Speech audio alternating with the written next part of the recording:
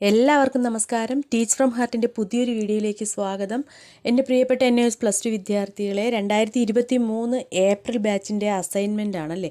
അസൈൻമെൻറ്റിൽ നമ്മളിന്ന് മലയാളത്തിൻ്റെ assignment and project വർക്കാണ് ഇന്നത്തെ വീഡിയോയിൽ ഉൾക്കൊള്ളിച്ചിരിക്കുന്നത്. അപ്പോൾ വീഡിയോയിലേക്ക് പോകുന്നതിന് മുമ്പ് നമ്മുടെ ചാനൽ ആദ്യമായി കാണുന്നവരാണെങ്കിൽ സബ്സ്ക്രൈബ് ചെയ്യണേ. അതുപോലെ വീഡിയോസ് മറ്റുള്ളവരിലേക്ക് കൂടി ഷെയർ ചെയ്യുക, സപ്പോർട്ട് ചെയ്യുക. മലയാളത്തിലെ ഫസ്റ്റ് ക്വസ്റ്റ്യൻ ഫസ്റ്റ് ഓപ്ഷനിൽ, അതായത് രണ്ടാമത്തെ ക്വസ്റ്റ്യനാണ് നമ്മൾ സെലക്ട് ചെയ്തിരിക്കുന്നത്. മാധ്യമങ്ങളെ ഫോർത്ത് എസ്റ്റേറ്റ് എന്ന് വിളിക്കാൻ കാരണമെന്ത്?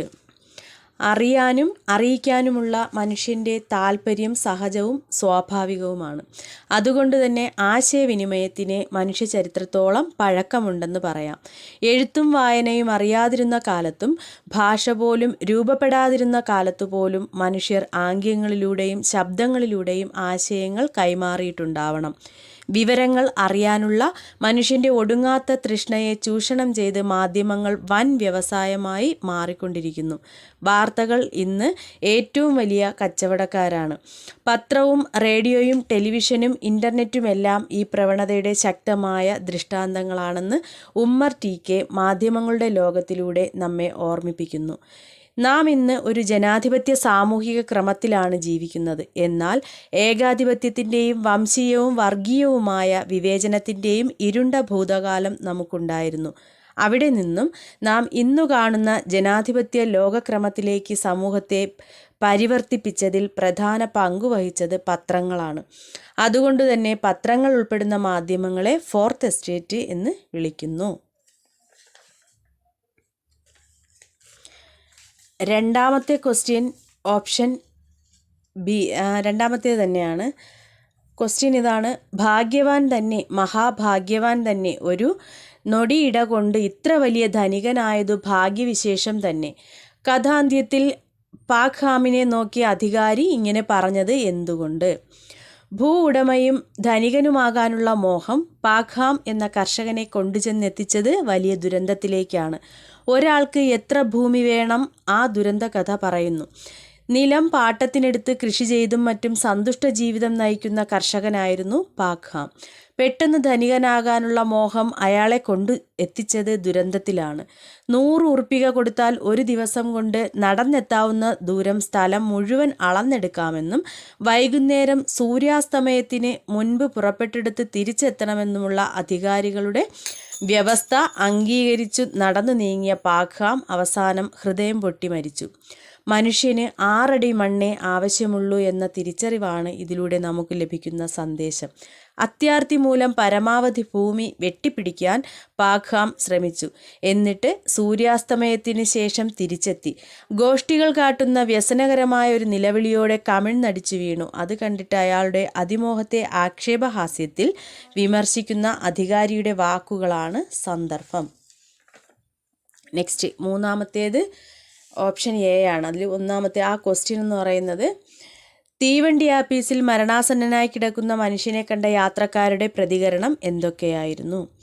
മലയാള കവിതയിൽ ശബ്ദസുന്ദരമായ വരികളിലൂടെ വായനക്കാരുടെ മനം കവർന്ന കവിയായിരുന്നു ആധുനിക കവിത്രയത്തിലൊരാളായ വള്ളത്തോൾ നാരായണ മേനോൻ.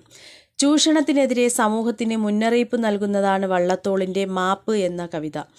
മരണാസന്നനായ ഒരു തൊഴിലാളി, എല്ലും തോലും ഞരമ്പും കൂട്ടിവെച്ച ഒരു മനുഷ്യക്കോലം മാത്രം. അയാളുടെ കണ്ണുകൾ കുഴിയിൽ താണുപോയിരിക്കുന്നു. കവിളൊട്ടിയും മൂക്ക് വളഞ്ഞുമിരിക്കുന്നു. അയാൾക്ക് കുപ്പായമോ കുടയോ ചെരുപ്പോ വിരിപ്പോ മാറാപ്പോ ഒന്നുമില്ല. ആകെയുള്ളത് അരയ്ക്ക് ചുറ്റിയ ഒരു കീറത്തുണി മാത്രം. രാപ്പകൽ പണിയെടുപ്പിച്ച് ചോരയും നീരും ഊറ്റിയെടുത്ത് ഉപേക്ഷിച്ചു കളഞ്ഞ മുതലാളിമാരാണ് തൊഴിലാളികളെ ഈ വിധം കഷ്ടാവസ്ഥയിലെത്തിക്കുന്നതെന്നും കവി ഈ കവിതയിലൂടെ നമ്മെ ഓർമ്മിപ്പിക്കുന്നു. അച്ഛനമ്മമാരും മക്കളുമടങ്ങുന്ന ഒരു കുടുംബം ഇയാൾക്കും ഉണ്ടായിരുന്നു. ഒരാളുടെയും അനുകമ്പയോ പരിചരണമോ കിട്ടാതെ മരണം കാത്തുകിടക്കുകയാണ് അയാളിപ്പോൾ. ചിലർ അറപ്പോടെ ദൂരെ മാറിപ്പോയി. ചിലർ കഷ്ടമെന്നും അഭിപ്രായപ്പെട്ടു. മറ്റു ചിലർ ചിരിച്ചുകൊണ്ട് ഇതാ പാവം ചാവാൻ പോകുന്നു എന്നും പറഞ്ഞു.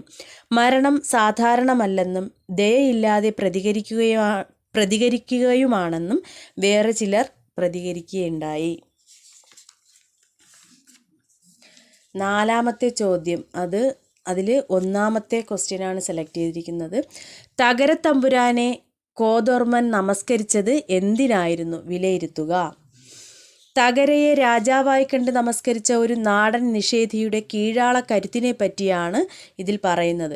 വടക്കൻ കേരളത്തിലെ ഒരു തമ്പുരാനെ പ്രത്യേകിച്ച് ഇഷ്ടം തോന്നിയ തെയ്യക്കാരനായിരുന്നു കോതോർമൻ. ഗോദവർമ്മൻ കീഴാളരിൽ കോതോർമനാവും. കോതോർമൻ നല്ല കലയുള്ളയാളായതുകൊണ്ട് തന്നെ താൻ മോശക്കാരനല്ല എന്ന തോന്നലുള്ളയാളാണ്. രാജാവിനെ മാനിക്കും, എന്നാൽ അടിമയുടെ ഭാവത്തോടെയൊന്നും പെരുമാറുകയില്ല. കർക്കിടകത്തിലെ ഭക്ഷണദാതാവാണ് തകര. രാജാവിൻ്റെ പ്രാധാന്യം തന്നെ തകരച്ചെടിക്കുമുണ്ട്. തകര ഒരിക്കലും നട്ടുണ്ടാക്കുന്നതല്ല, പടുമുളയായി വരുന്നതാണ്.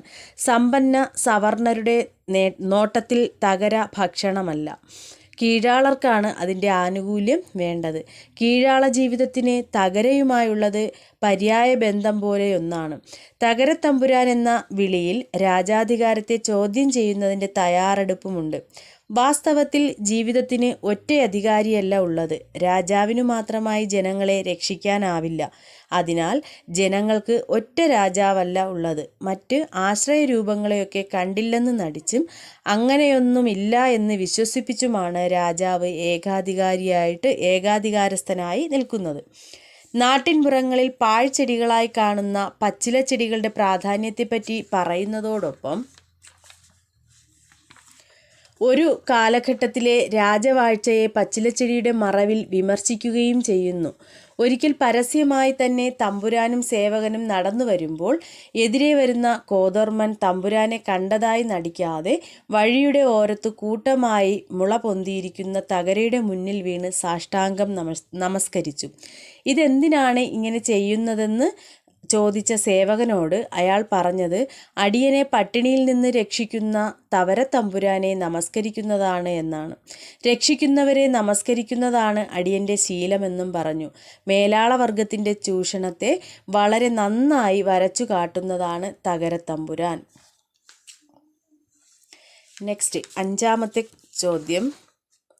അതിൽ ഓപ്ഷൻ 2 രണ്ടാമത്തെ ചോദ്യമാണ് സെലക്ട് ചെയ്തിരിക്കുന്നത്. ക്രൂശിതയായ മനുഷ്യപുത്രി എന്ന് ഗോവിന്ദൻകുട്ടി കുഞ്ഞാത്താലമ്മയെ വിശേഷിപ്പിച്ചത് എന്തുകൊണ്ടാണ്, അല്ലെങ്കിൽ എന്തുകൊണ്ടാവാം? 50കളിൽ കേരളത്തിലുണ്ടായ സാമൂഹിക മാറ്റത്തിന് അടിത്തറ പാകിയ കഥയാണ് മനുഷ്യപുത്രി. ഉയർന്ന ജാതിക്കാരുടെ പ്രതാപ കാലഘട്ടത്തിൻ്റെ കഥ. അടിയാൾ കുടുംബത്തിലെ അംഗമായ ഗോവിന്ദൻകുട്ടിയെ പഠിക്കാൻ സഹായിച്ചതും ആഹാരം നൽകിയിട്ടുള്ളതുമെല്ലാം ഈ കുഞ്ഞാത്താലമ്മയാണ്. ഒരു ദിവസം ഗോവിന്ദൻകുട്ടി ആ ഇല്ലം വിട്ടുപോയി. അധസ്ഥിതരുടെ കടന്നുവരവോടുകൂടി ഇല്ലങ്ങൾ തകർന്നു. കുഞ്ഞാത്താലമ്മയും ദാരിദ്ര്യത്തിലാവുകയും മകൻ കിടപ്പിലാവുകയും മകളാണെങ്കിൽ അവിവാഹിതയുമാണ്.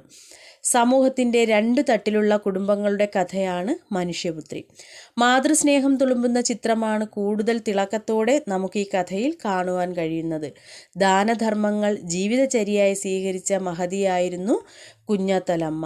അന്നപൂർണേശ്വരിയായിട്ടാണ് ഗോവിന്ദൻകുട്ടി അവരെ കാണുന്നത്.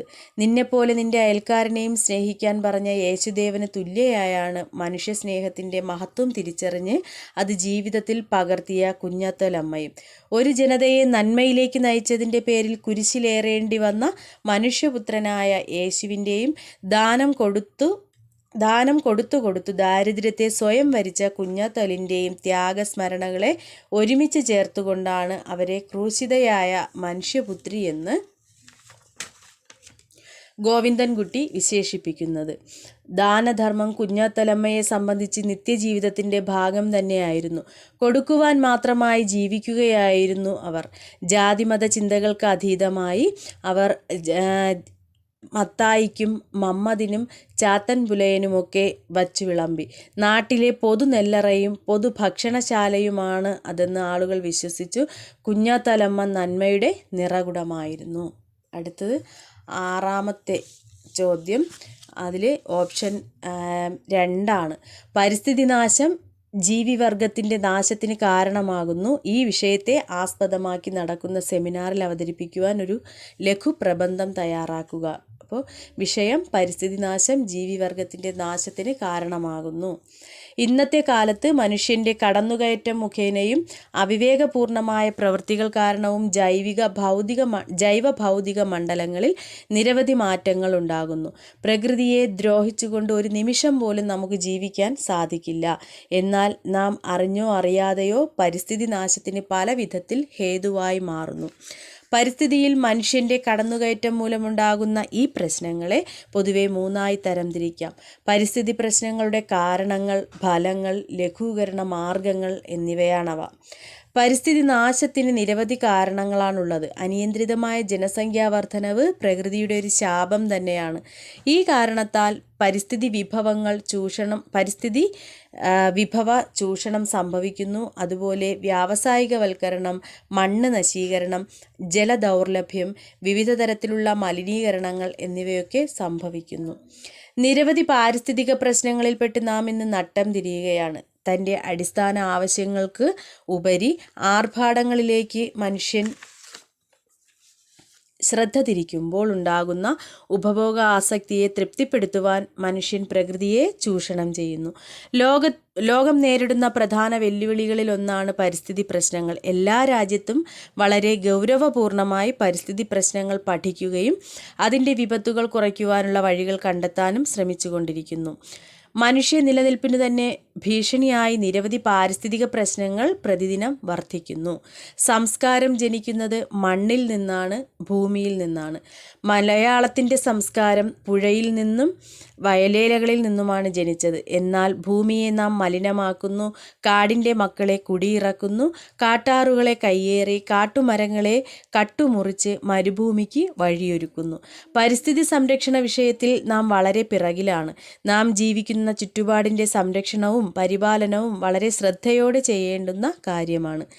ജലത്തിനും ഭക്ഷണത്തിനും തൊഴിലിനും പ്രകൃതിയെ നേരിട്ട് ആശ്രയിക്കുന്നവർക്കാണ് പരിസ്ഥിതി നാശം സ്വന്തം പ്രത്യക്ഷ അനുഭവമായി മാറുക. സമൂഹത്തിലെ പൊതുധാരയിലുള്ളവർക്ക് ഇത് പെട്ടെന്ന് മനസ്സിലാവില്ല.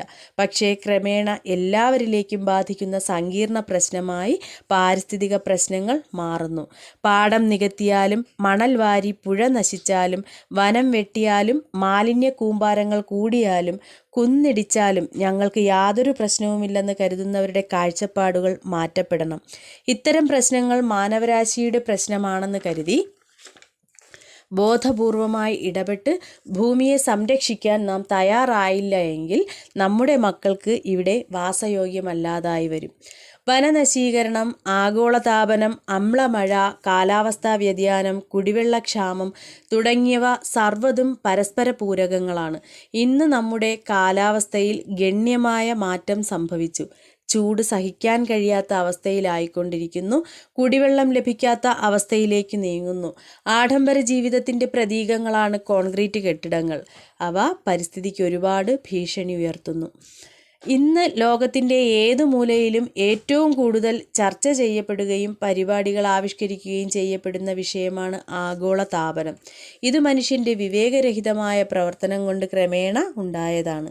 അതുപോലെ നാം നേരിടുന്ന ഏറ്റവും വലിയ പ്രശ്നമാണ് മാലിന്യ പ്രശ്നം.